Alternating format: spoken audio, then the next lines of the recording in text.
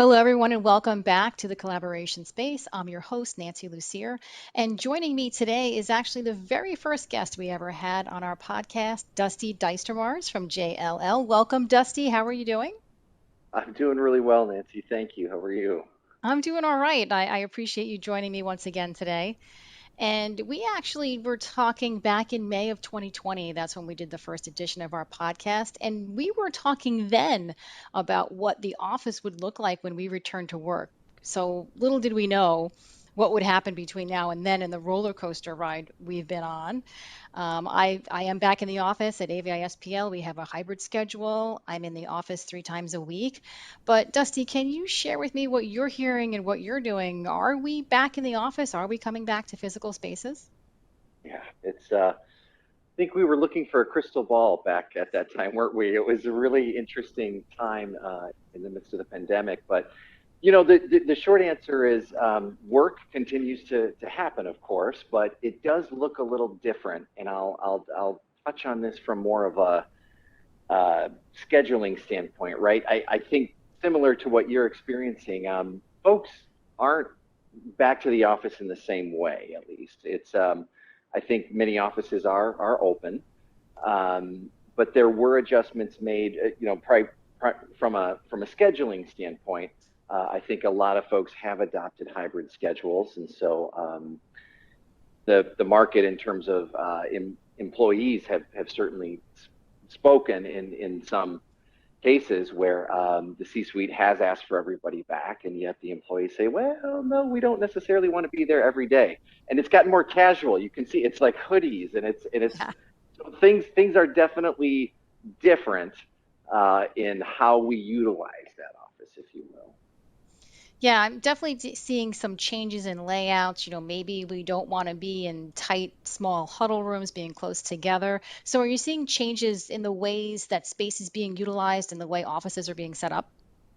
Yeah, that's absolutely changing as well, right? Some of these changes were kind of in motion pre-pandemic in terms of the flexibility, but the physical offices themselves, a lot of our clients did adapt what I would call kind of COVID-centric protocols, where you saw a lot of 6-foot spaces being either planned out, and part of that was as simple as hybrid schedules, or sorry, shift schedules, meaning even if you had cubicles that were quite close to each other, then maybe Monday, Wednesday, Friday would be every other person could actually use the office that day. And then on Tuesday, Thursdays, the people in between would actually be there and so on and so forth, which kind of ruins the spirit of collaboration, right? Yeah, why go to the office if you're not going to see anybody? That's the Right? thing. So even when people were invited back, you saw a pretty low percentage of folks who were choosing to use it. So we have seen much more of an emphasis on technology, not only enablement tools to say if they've redesigned some of the spaces, which a lot of our clients have, they've really looked at that collaboration model. Some have gone to resource booking platforms so they can book a desk or book a room that has the appropriate tools. In fact, a lot of what we're finding is like activity-based working on steroids, if you will. It's truly, I'm going to go where I need to go depending on what kind of work that I'm doing. So the types of tools and technologies that folks are kind of looking for is not only resource booking, they want to know who's at the office when. Um, so there's some tools out there that are starting to provide that information or the option of where you can kind of label, hey, I'm in the office this week or whatever. Just kind of enabling that more organic approach to collaboration. Obviously, from an AV standpoint, too, the fact that so many of our meetings are on Teams calls or Zoom calls or what have you. There's been a reinvestment, as you guys know, because you've got many back orders Yeah. in terms of product supply chain issues, but people are reinvesting in high quality spaces that have the integrated sound, that have the really good lighting, that have the video that will follow who's talking. I mean, simple things like that, but because so much of our interaction is video based these days, there's definitely a high intensity of those tools being adopted. Yeah, there's generally always at least one person who's remote, right, in a meeting. Yeah.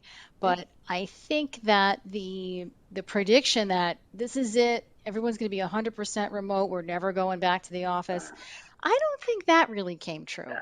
Do you? No, no, not at all. I think I know I'm probably 40 minutes from the closest JLL office. So although I'm permanently remote, I regularly find reasons to either make it into that market office. I also have a badge to our Chicago headquarters, so I'm there, try to make it there at least once a month. And I purposefully schedule meetings with folks that I don't get to see that often. And then from a travel standpoint, we've just started kind of regularly traveling again. So I've already been to Atlanta for meetings, coming up here San Francisco for our technology group, and there's definitely there's stuff that just can't happen over Teams. Like, and we forget sometimes we've adopted this way of working where a project that we're working on, because of our packed Zoom and team schedules, we sometimes avoid progress on a project because we can't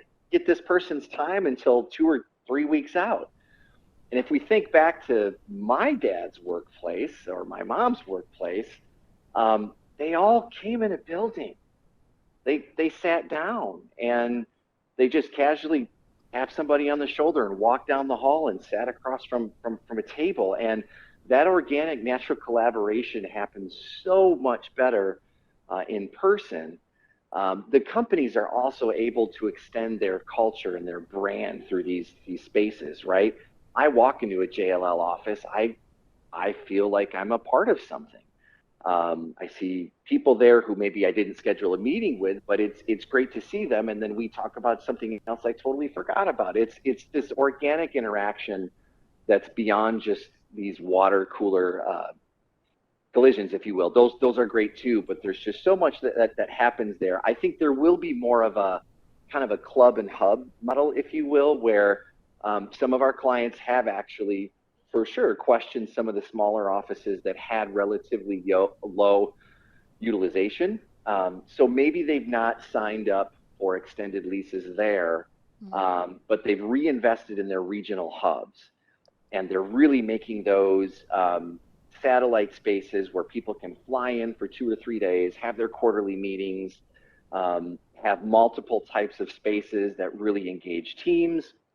Um, and then maybe for some of those who are based at a home office, if there are co-working centers nearby, they're reimbursing employees for use of those centers, or some via our Flex team have engaged in platforms like Upflex, Desana, DeskPass, Liquid Space, which actually the GSA just adopted that too. So some level of office access for those folks who are based from home. Yeah, I think there's so much that can be done over video when you have those scheduled meetings, but not like you said, nothing replaces being able to see people in person and having that unscheduled collaboration. Hey, this conversation might lead to something else, and I don't have that, oh, my meeting's going to end in 5 minutes because we've got to Yeah. get to the next Oh, video meeting. So I think we are in agreement. I mean, I am definitely, yeah. I'm in the hybrid camp. I love having those Yep. days when I don't have to commute, but I also love having the days in the office. And I think For that's sure. what we're seeing. Yeah.